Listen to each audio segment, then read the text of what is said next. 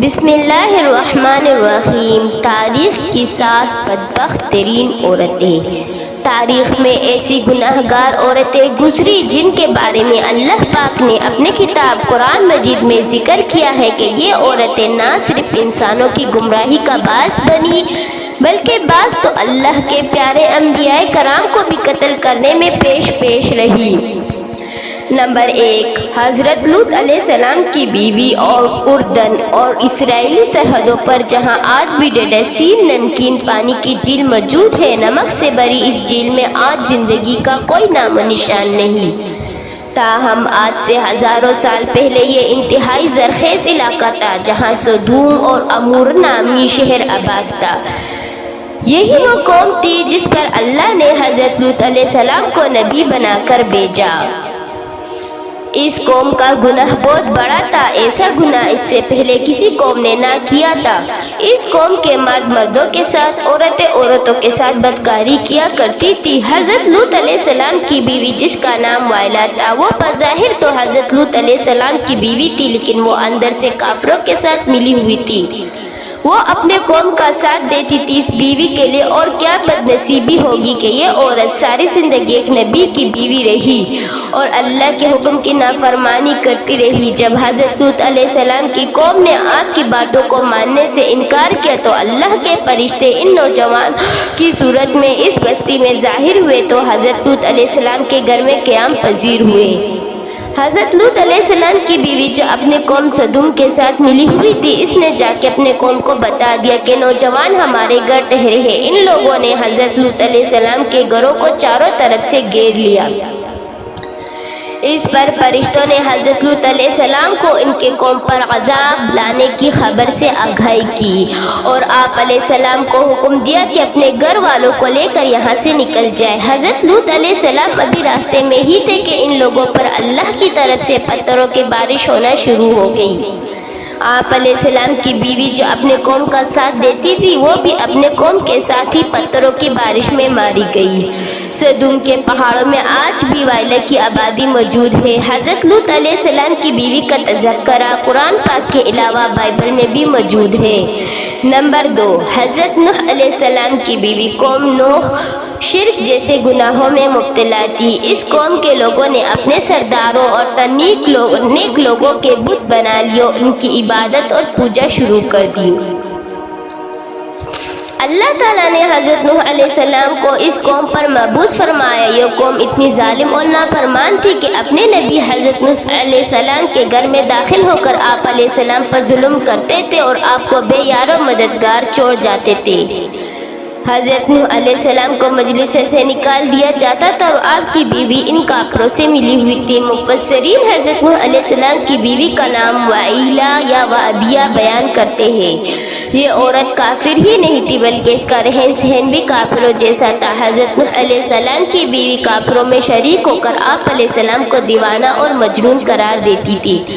یہ عورت بتوں کی بڑی تعریف کرتی تھی۔ جب کوئی بندہ بتوں کو چھوڑ کر ایک خدا کی طرف مائل ہوتا تو یہ عورت اپنے قوم میں جا کر اس آدمی کا نام بتا دیتی تھی، جس سے قوم نوح لوگ اس بندے کو مارتے اور پیٹتے۔ اسی طرح وہ بندہ بھی ڈر اور خوف کے مارے بتوں کی پوجا کرنے پر دوبارہ آمادہ ہو جاتا۔ وائلا نامی اس عورت نے حضرت نوح علیہ السلام کے ایک بیٹے یام کو بھی کفر میں مبتلا کر رکھا تھا، لہٰذا آپ کا یہ بیٹا بھی ماں کی طرح کافروں سے مل کر آپ علیہ السلام کی مخالفت کرتا تھا۔ اللہ تعالیٰ نے اس عورت کی بدبختی قرآن پاک میں بیان کی ہے اور اس کی تفسیر احوال بائبل میں بھی درج ہے۔ جب اللہ پاک نے حضرت نوح علیہ السلام کی قوم پر سیلاب کا عذاب نازل کیا تو آپ علیہ السلام کی بیوی اور نافرمان بیٹا اپنے قوم کے ساتھ برباد ہو گئے۔ نمبر 3، دلائلہ۔ دلائلہ وہ عورت ہے جس کا نام کئی صدیوں سے بے وفائی اور دغا بازی میں بہت مشہور رہا۔ دلائلہ کا ذکر قرآن پاک اور بائبل میں پڑھنے کو ملتا ہے۔ واقعہ کچھ یوں تھا کہ حضرت موسیٰ علیہ السلام کے وفات کے بعد بنی اسرائیل کی قوم املکہ کے محکوم بن چکی تھی، تو اللہ پاک نے اس قوم میں بہت ہی طاقتور لڑکے کو پیدا کیا جس کا نام سموسون تھا۔ سمنون اس قدر طاقتور تھا کہ وہ اکیلا ہی ہزاروں بندوں کا مقابلہ کرتا۔ قوم بنی اسرائیل نے اس بندے کی صلاحیتوں اور بہادری دیکھتے ہوئے سمعون کو اپنے قوم کے عہدے پر فائز کر دیا۔ سمعون کی طاقت کے ذریعے قوم عمالقہ پر فتح حاصل کرنے کی کوشش میں لگ گئے۔ دوسری طرف قوم عمالقہ سمعون کی طاقت کا راز جاننا چاہتی تھی، اس لیے انہوں نے اپنے قوم کو ایک لڑکی جس کا نام دلائلہ تھا، اس کو سمعون کی بہادری اور صلاحیتوں کا راز دریافت کرنے کے لیے سمعون کے پاس بھیجا۔ سمعون اس لڑکی کو دیکھ کر پاگل ہو گیا اور اس کی محبت میں وہ دیوانہ ہو گیا۔ اس نے اس لڑکی کو اپنی صلاحیتوں کا راز بتا دیا۔ سمعون کہنے لگا کہ اس کی طاقت کا راز اس کے لمبے بال ہیں۔ ایک دن موقع پاتے ہی دلائلہ نے سمعون کے بال کاٹ دیے تو اس رات قوم عمالقہ نے سمعون پر حملہ کر دیا اور اس کو گرفتار کر لیا۔ پھر ایک دن قوم عمالقہ سمعون کو گرفتار کر کے جشن بنا رہی تھی تو سمعون نے اللہ پاک سے دعا کی، اے اللہ مجھے معاف کر دے۔ اللہ پاک نے سمعون کی دعا کو قبول کرتے ہوئے اس کی تمام طاقت واپس لوٹا دی۔ جس ستون کے ساتھ سمعون کو باندھا گیا، سمعون اس ستون کو اپنے طاقت سے کھینچتا ہوا سارے کا سارا محل زمین میں بوس ہو گیا، جس کے نتیجے میں دلائلہ اور قوم عمالقہ کے بے شمار لوگ موت کے گھاٹ اتارے گئے۔ نمبر 4، جیزابل۔ جیزابل لبنان کے بادشاہ کی بت پرست بیٹی تھی۔ اس کی شادی قوم بنی اسرائیل کے بادشاہ سے اخبیب سے ہوئی۔ جیزابل نے نہ صرف اخبیب کو بت کی پوجا پر لگایا بلکہ تمام ریاست میں ایک خدا کو ماننے کے بجائے بے شمار بت بنا دیے تاکہ لوگ ان بتوں کی پوجا کرتے ہوئے گمراہی سے باہر نہ نکلے۔ ایک دن قوم کے نیک بندوں پر یرمما علیہ السلام نے جیزابل اور اس کے شوہر کو کہا کہ تم سب لوگ بتوں کی پوجا کرنے کے بجائے ایک خدا کی عبادت کیا کرو، اسی میں تمہاری بھلائی ہے۔ اس ظالم عورت نے حضرت یرمما علیہ السلام کے ساتھ کھڑے ہو کر ایک بوڑھے پر شدید وار کیا نیزے سے، جس سے وہ وہیں پر شہید ہو گیا۔ تو حضرت یرمیا علیہ السلام نے اس عورت کو بددعا دی، بہت جلد تیرے حسین و جمیل بدن کو کتے نوچ کر کھائیں گے۔ اس کے بعد اللہ پاک نے اس قوم پر حضرت الیاس علیہ السلام کو بھیجا، تاہم یہ ملکہ ایمان لانے کے بجائے آپ علیہ السلام کو ماننے کے لیے تیار ہو چکی تھی۔ پھر ایک دن حضرت یرمیا علیہ السلام کی بددعا رنگ لائی اور ملک اسرائیل پر سرحدوں کی قبائلی وحشیوں نے حملہ کر دیا۔ ان لوگوں نے ملکہ جیزابل کو زخمی حالت میں سڑک پر پھینک دیا، یہاں تک کہ بہت سی جنگلی کتے جیزابل کے ارد گرد جمع ہو گئے۔ کتوں نے اس لاش کو نوچ نوچ کر کھایا۔ نمبر 5، عطالیہ۔ عطالیہ حضرت عیسیٰ علیہ السلام کے دور سے تعلق رکھنے والی جیزابل نامی ملکہ کی بیٹی تھی جس کا نام عطالیہ تھا۔ یہ لڑکی بھی اپنی ماں کی طرح بہت حسین و جمیل تھی، یہ بھی کافر تھی۔ اس کی شادی یہودی کے بادشاہ یہورام سے ہو چکی تھی۔ اس قوم میں ہر جگہ بتوں کی عبادت ہونے لگی۔ اس قوم پر جو بھی وحشی لوگوں نے حملہ کیا، جس کی وجہ سے وحشیوں نے یورام کو بھی قتل کیا، لیکن یہ بادشاہ ایک غار میں چھپ گیا جس کی وجہ سے اس غار میں اس بادشاہ کی موت ہو گئی۔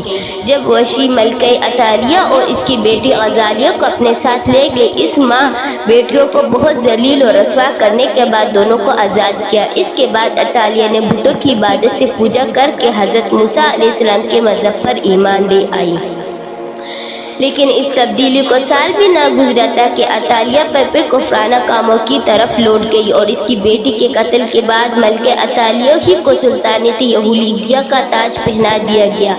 اس نے اپنی دولت کے نشے میں آ کر اپنے پوتوں کو قتل کروایا، پھر اپنی رعایا پر ظلم و ستم کرنے لگی، تاہم اس کا ایک پوتا جو اس سے جان بچانے میں کامیاب ہو گیا، یہودیوں کے لوگوں نے اسے اپنا بادشاہ بنا لیا۔ یہ ملکہ عطالیہ اپنے محل کے باہر ہی اپنے قوم کو بہت ہی ذلیل اور رسوا ہو کر مر گئی۔ عطالیہ کا ذکر بھی بائبل میں تفصیل کے ساتھ موجود ہے۔ نمبر 6، ہیروڈاس۔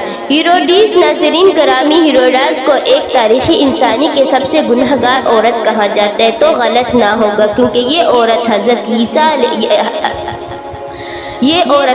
یحییٰ علیہ السلام کے قتل کی ذمہ دار ہے۔ یہ حضرت عیسیٰ علیہ السلام کی پیدائش سے چند برس پہلے کی بات ہے کہ ہیروڈیاس کی ایک غریب اور حسین و جمیل لڑکی تھی، فلسطین کے خاندان کی بہو بن گئی۔ ابتدا میں اس کی شادی شہنشاہ کے دوسرے بیٹے ہیروڈاس سے ہو گئی۔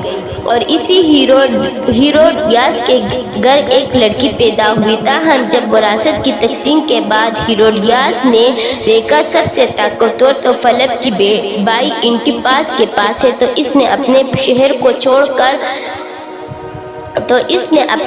کو چھوڑ کر انٹیپاس سے شادی کر لی۔ انہی دنوں اللہ کے پیارے نبی حضرت یحییٰ علیہ السلام، جنہیں اہل کتاب کے یوحنا کے نام سے پکارتے تھے، وہ لوگوں کو درس تدریس دینے کے لیے ہیروڈیاس کو اپنی دینی باتیں پسند نہ تھی، جس کی وجہ سے حضرت یحییٰ علیہ السلام کو گرفتار کروایا۔ ہیروڈیاس نے کافی بار کوشش کی کہ اپنے شوہر انٹیپاس سے آپ علیہ السلام کے قتل کے احکامات جاری کروا دے، تاہم انٹیپاس ایسا نہ کر سکا۔ ہیروڈیاس کی بیٹی سلومی جب جوان ہوئی تو اس نے حضرت یحییٰ علیہ السلام کی معصومیت اور نور کو دیکھا تو آپ علیہ السلام پر فدا ہو گئی۔ اس نے آپ علیہ السلام کو گناہ کی دعوت دی، لیکن آپ علیہ السلام نے اس کی طرف آنکھ اٹھا کر نہ دیکھتے۔ اب یہ دونوں ماں اور بیٹی یحییٰ علیہ السلام کے خلاف ہو گئے۔ ایک دن بادشاہ انٹیپاس کے سامنے سلومی نے بہت ہی بیہودہ ڈانس کیا۔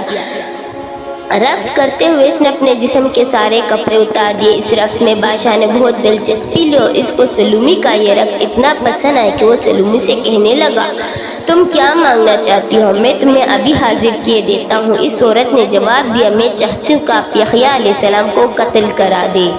بادشاہ جو کہ بیرے ہوئے محفل میں سلومی سے عہد کر چکا تھا، اس نے حضرت یحییٰ علیہ السلام کو شہید کروا دیا۔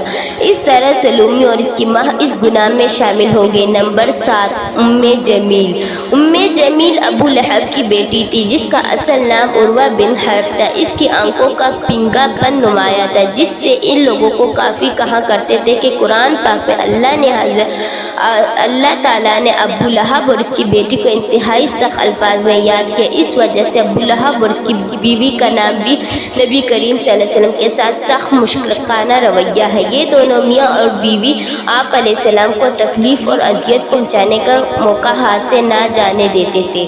روایت کے مطابق ام جمیل نبی کریم کی راہ میں کانٹے بچھایا کرتی تھی۔ جب سورۃ لہب نازل ہوئی تو ابو لہب کی بیوی غصے سے بے قابو ہوئی اور بہت بڑا پتھر اٹھا کر مکہ میں رسول کریم صلی اللہ علیہ وسلم کی تلاش میں نکل پڑی۔ یہ کعبہ میں حضرت ابو بکر کے سامنے اس حالت میں آئی تو اس کے منہ سے جاگ نکل رہی تھی۔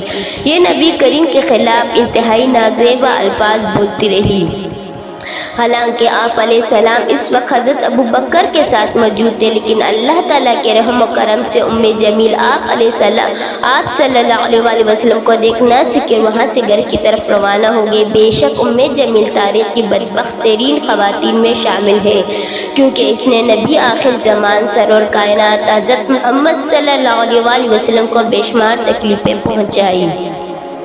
اللہ پاک ہمیں بہتر عمل کرنے کی توفیق عطا فرمائے اور ہمیں ایمان کی دولت سے مالا مال کرے، آمین۔